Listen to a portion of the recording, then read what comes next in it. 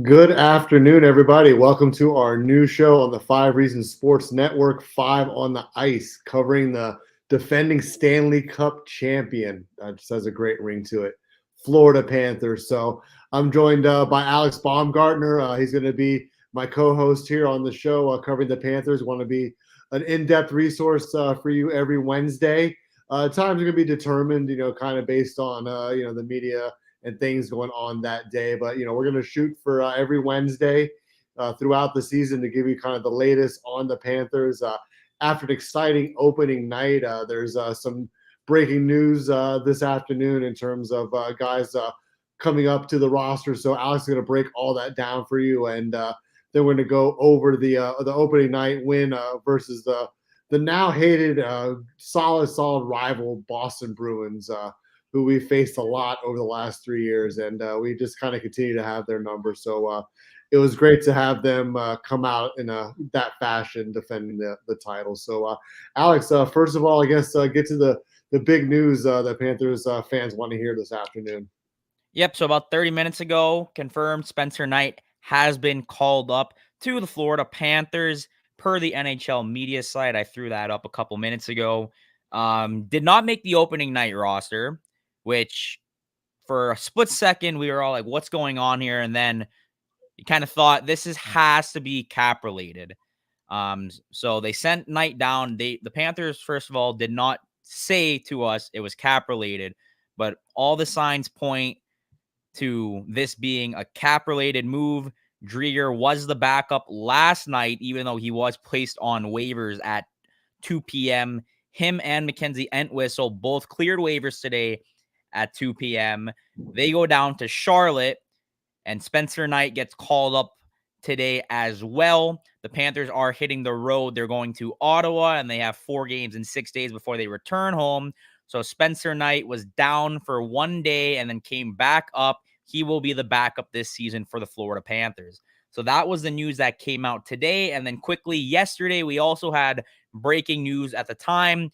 Carter Verhaeghe signed an extension with the Florida Panthers, 8 years at $7 million per. Tim Reynolds at AP had the number first. Bill Zito actually came in to the post-game scrum with Carter Verhaeghe and broke the news to us right there. So the two big stories, Spencer Knight back with the Florida Panthers after going down ahead of opening night, and Carter Verhaeghe signs an 8-year extension, keeping him in Sunrise for the next 9 seasons.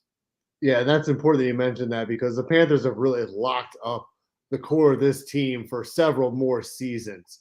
So if you look at the construction of this roster, and we're going to get a little bit more into that in terms of some of the new faces that we're going to see this season. But the core of this team, they returned 8 out of their top 9 forwards from last season. So there's going to be a ton of continuity here. And last night's effort versus the Bruins is exactly what you want to see a defending champion do on their home ice after a really long, I believe, what did they play, 106 games total last year, including the playoffs?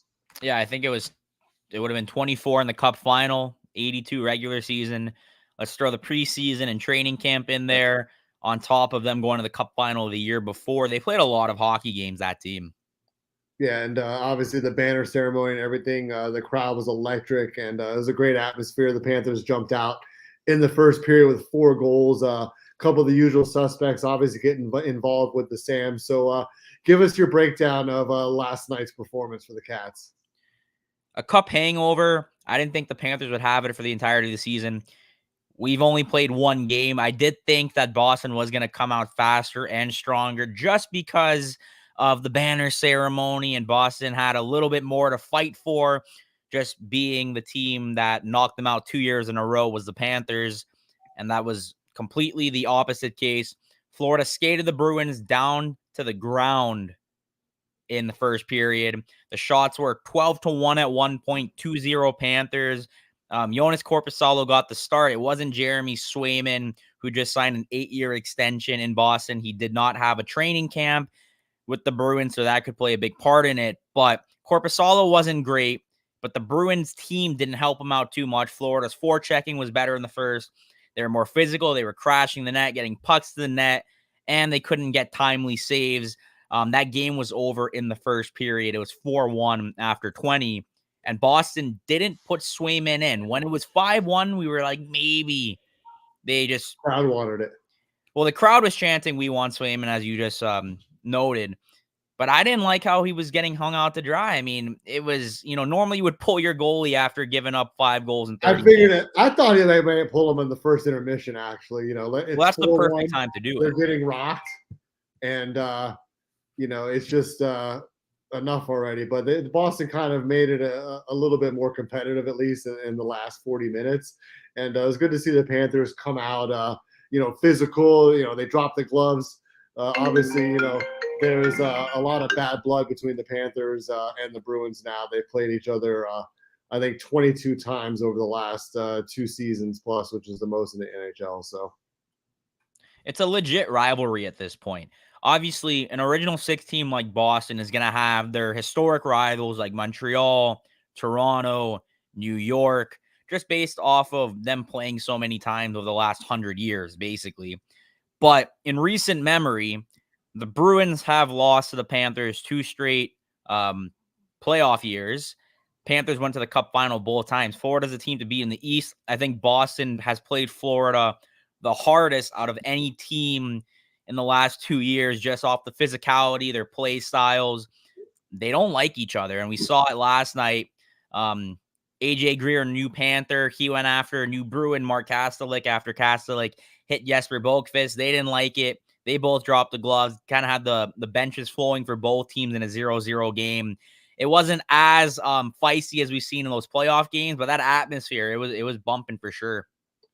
No, and then like you said, it's good to start off before a long road trip throughout Canada with a win on your home ice.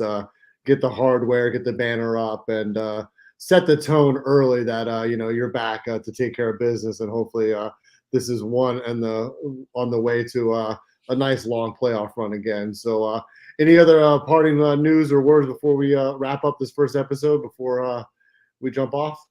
Sure. I want to talk a little bit about the new additions. We have a brand new look 4th line. Jonah Gadjevich is the lone player that was on the team last year that's on that 4th line. Florida rotated a couple different players. There was Kevin Stenlund, who was kind of the anchor, that center, consistent PK1 guy. He's in Utah. Ryan Lomberg, fan favorite down here. He went to Calgary. Nick Cousins, 2 straight years on that Panthers team. He goes to Ottawa. Kyle Oposo, he retired. Steven Lorentz, he goes to his hometown team in Toronto. So that leaves Jonah Gadjevich and a bunch of newcomers. The newcomers being AJ Greer, who we just mentioned, had a point, had a big fight.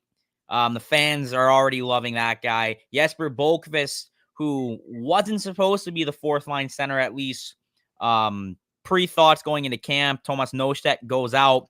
Jesper Boqvist jumps in. He had a phenomenal game. So set up Jonah Gadjevich on a very nice play. And that 4th line looked good. Maki Samoskevich, he looked very good on that 3rd line, replacing Vladimir Tarasenko alongside Anton Lundell and Eetu Luosterainen. And then on the blue line, Uvis Balinskis, who was on the team last year but did not play in the playoffs, he looked phenomenal on the back end. He quarterback PP2. He had a quick rep with PP1 when Ekblad jumped off. He set up a goal as well. He looked very good. Adam Boqvist, unfortunately, he got hurt, took a puck to the face. The Panthers took him in for imaging today. There is no word if he's traveling with the team or not yet, but they said yesterday they were hopeful. And Nate Schmidt, one more newcomer, he did not play, but if Adam Boqvist can't go, he's going to jump right in. 12-year NHL veteran.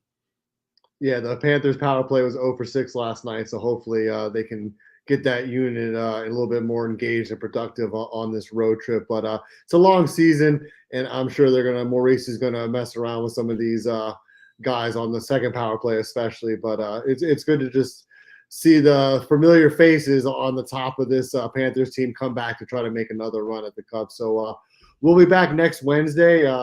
We'll have the times out a little bit before the show comes out, and make sure you follow Alex at Baumgartner91 and 5 Reasons Sports. And want to thank everybody for watching. Follow David too. You can follow me. I'm a very mediocre tweeter, so it even says it in my bio. But appreciate that. Thanks, everybody.